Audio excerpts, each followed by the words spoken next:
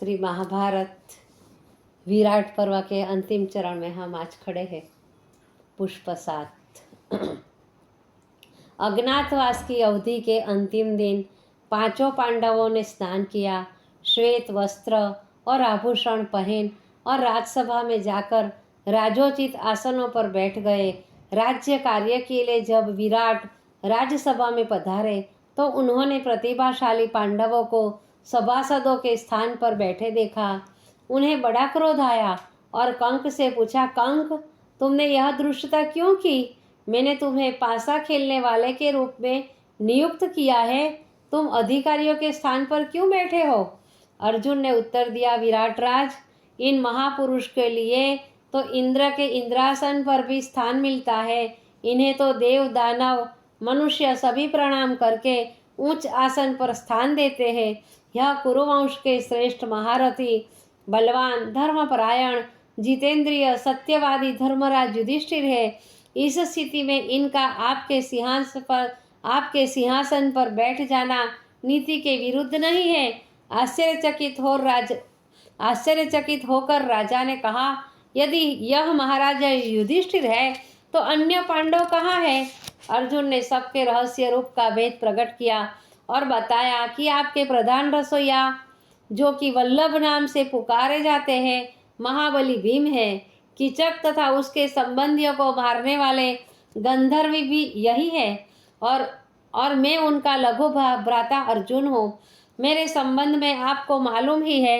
आपको अश्वशाला के अश्व परिचालक, तंत्रीपाल व गौशाला के प्रधान गोप ग्रंथी क्रमशः नकुल और सहदेव है।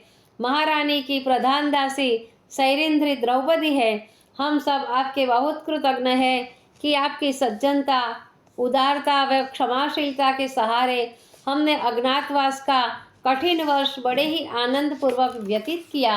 राजकुमार विराट नंदन ने अर्जुन की वीरता की प्रशंसा की और बताया कि इन्होंने युद्ध में किस प्रकार महारथी को परास्त किया।